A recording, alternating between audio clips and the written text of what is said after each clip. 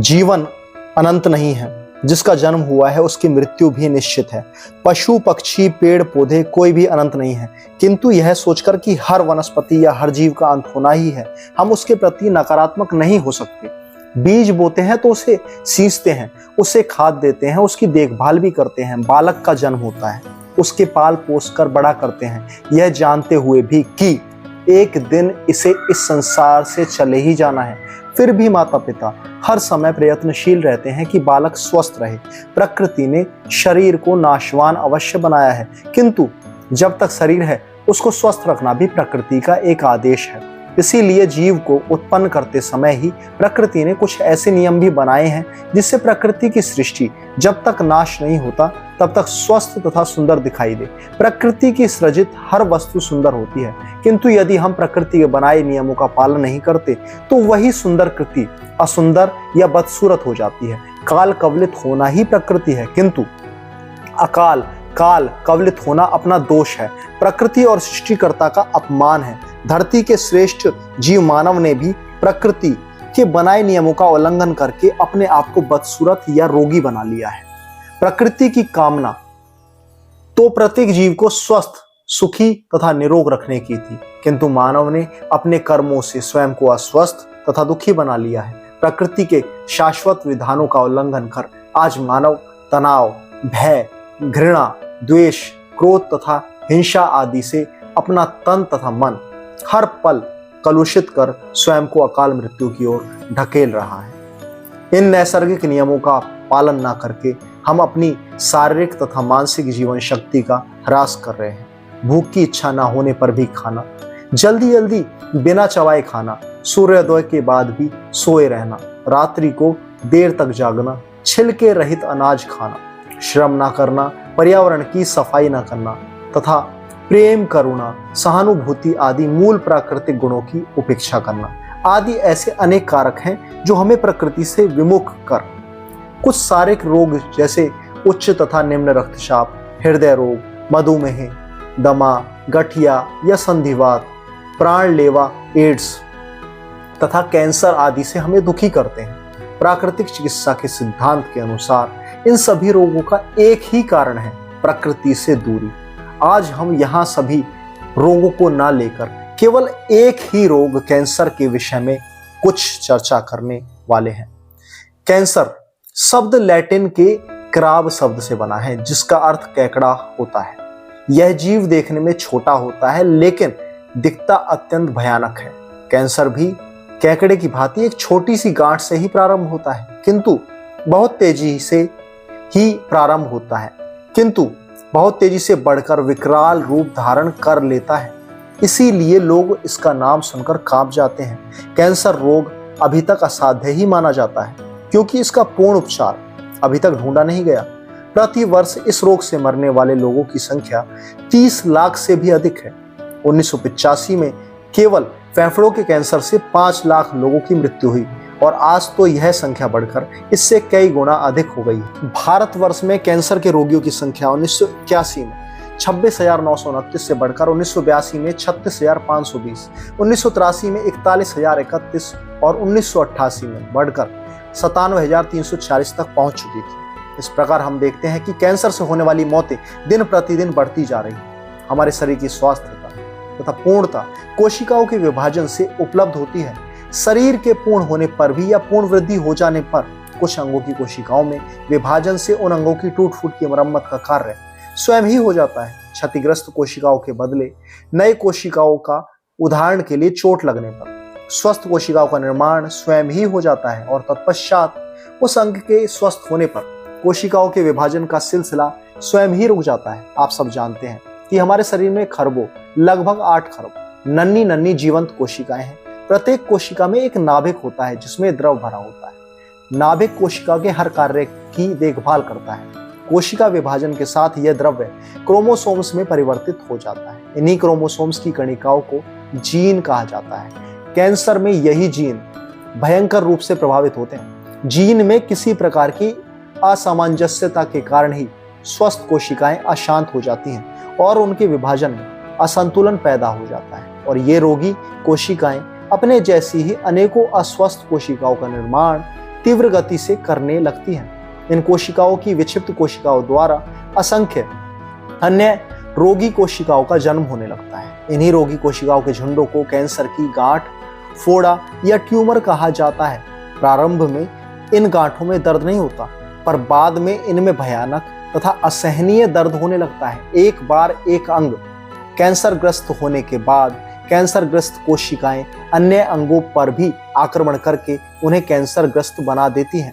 यही कारण है कि कैंसर को असाध्य कहा जाता है। एक अंग में कैंसर की गांठ का उपचार किया जाता है, कुछ दिनों बाद दूसरे अन्य अंग में कैंसर की गांठ दिख जाती है। गर्भाशय के कैंसर के साथ स्तन कैंसर पनप जाता है, क्योंकि गर्भाशय से संबंधित सेक्स हार्मोन एस्ट्रोजन की सक्रियता बढ़ जाती है। यह एक ऐसी पीड़ा देने वाली गांठ है जो कि शरीर के किसी भी कमजोर स्थान में, विशेषकर होठ, जीभ, स्तन, पाक स्थली, आंत, गर्भाशय या गुदा के छिद्र पर पाई जा सकती है। कभी कभी यह त्वचा में भी घाव पैदा कर देती है। कैंसर से पीड़ित रोगियों की रोग से लड़ने की शक्ति समाप्त हो जाती है, इसलिए रोगी को बार बार बुखार होने लगता है। रोगी का शरीर पीला हो जाता है, उल्टी होने लगती है, कई बार आवाज परिवर्तित हो जाती है, नाखून काले या नीले हो जाते हैं, आदि आदि।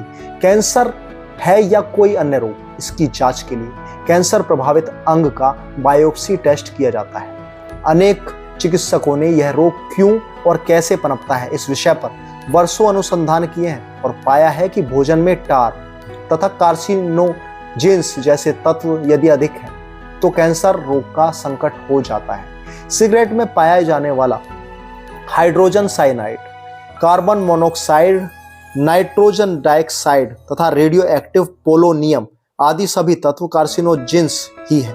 तंबाकू में कुछ टार भी पाए जाते हैं जो मुंह, नाक तथा गले में जमकर कैंसर की गांठ उत्पन्न कर देते हैं। कैंसर विशेषज्ञों की खोज के अनुसार यह निष्कर्ष निकाला है कि 70% मुंह का कैंसर तंबाकू तथा शराब से होता है। इसी प्रकार कॉफी, सैकरीन, चीनी आदि में टार पाया जाता है, जिससे कोशिकाएं उत्तेजित होकर कैंसर का कारण बन जाती हैं। भिन्न भिन्न प्रकार की फैक्ट्रियों से निकलने वाली गैसें भी कैंसर का एक बहुत प्रधान कारण है। जो लोग इन फैक्ट्रियों में काम करते हैं या उनके आसपास रहते हैं, उनके कैंसर से पीड़ित होने की संभावना अधिक होती है।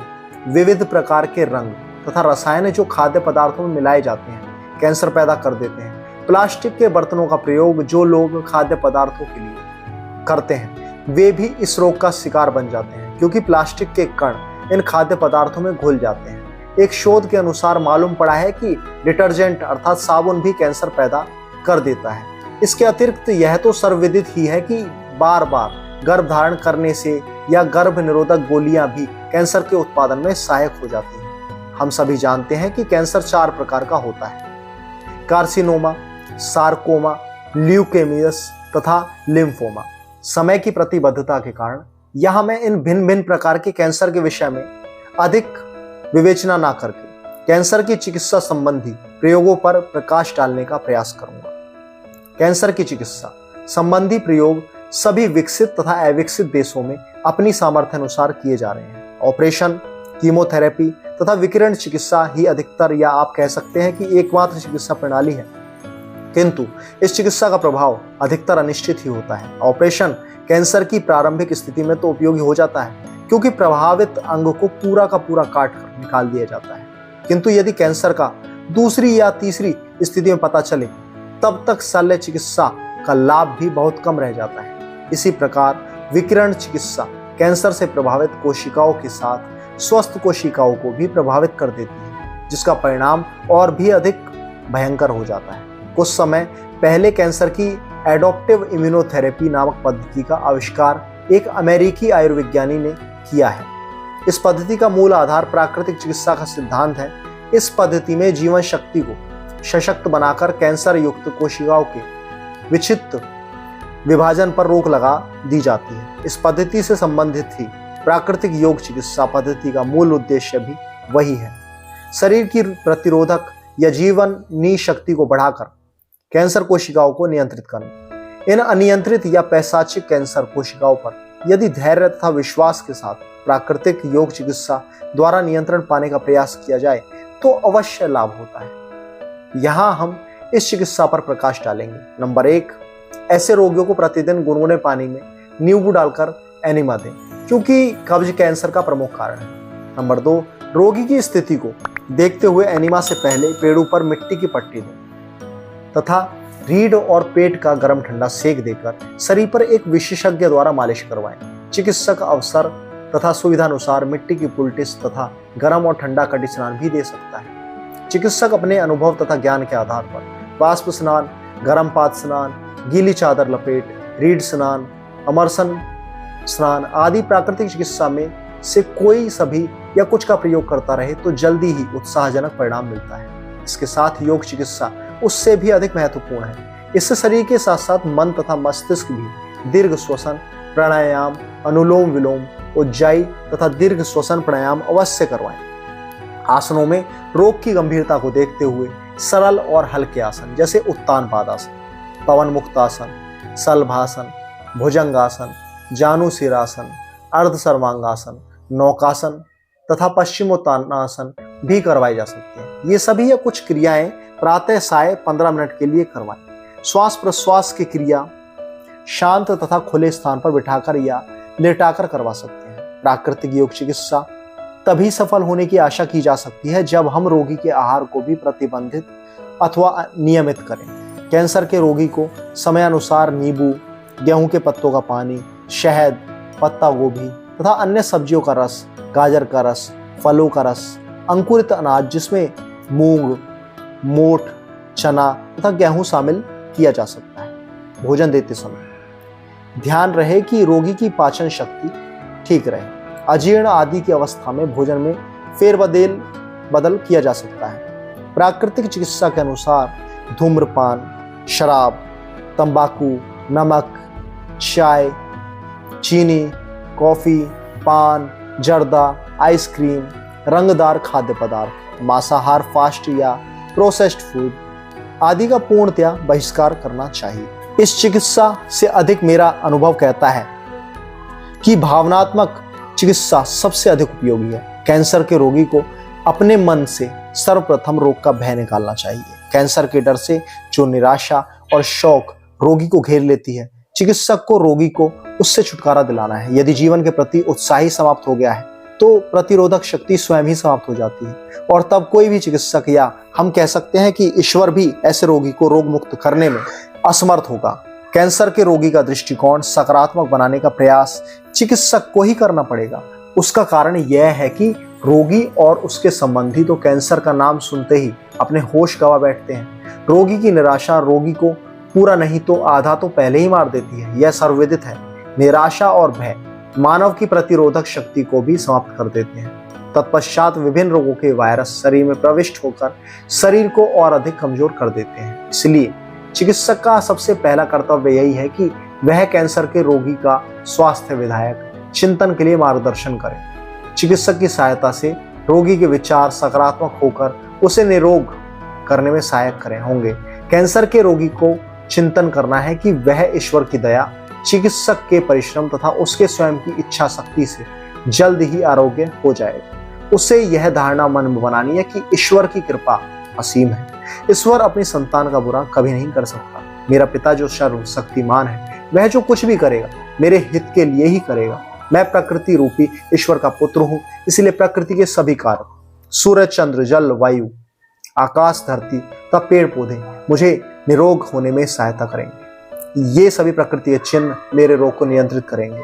रोगी को सदा यही सोचना है कि संपूर्ण प्रकृति मेरी बंधु है, इसलिए मैं स्वस्थ अवश्य हो जाऊंगा, या कहो कि मैं कल से आज अधिक स्वस्थ हूं। इस प्रकार रोगी प्रतिदिन अधिक और अधिक स्वस्थ होता चला जाएगा।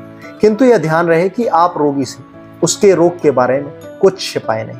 यदि चिकित्सक रोगी से सच्चाई छिपाता हो तो वह बहुत बड़ी भूल कर रहा है, क्योंकि जब बाद में रोगी को उसके कैंसर से पीड़ित होने का पता चलता है तो वह अपना पूर्ण आत्मविश्वास खो बैठता है। चिकित्सक के ऊपर भी उसका विश्वास नहीं रहता। अपने संबंधियों के बीच भी उसे बेगानापन लगता है, क्योंकि उनके मध्य कैंसर नामक अविश्वास की दीवार खड़ी हो जाती है। यह सत्य है कि आरंभ में जब रोगी को चिकित्सक उसके भयानक रोग के बारे में बताता है तो कुछ समय के लिए तो यह सच्चाई उसे गूंगा बना देती है, किंतु बाद में जल्द ही चिकित्सक के प्रयत्न स्वरूप उसमें रोग से लड़ने की क्षमता बढ़ जाती है। वह सशक्त होकर रोग रूपी युद्ध में लड़ने के लिए ही नहीं बल्कि मरने के लिए भी शान से तैयार हो जाता है। अंत में मैं एक बार फिर कहूंगा कि योग, प्राकृतिक चिकित्सा, आहार, भावनात्मक चिंतन, धैर्य तथा रोगी की प्रबल इच्छा शक्ति रोगी को अवश्य रोगी ही निरोग करेगी। Thanks for watching. Please like, comment, share, subscribe my YouTube channel and press the bell icon button. Link in description.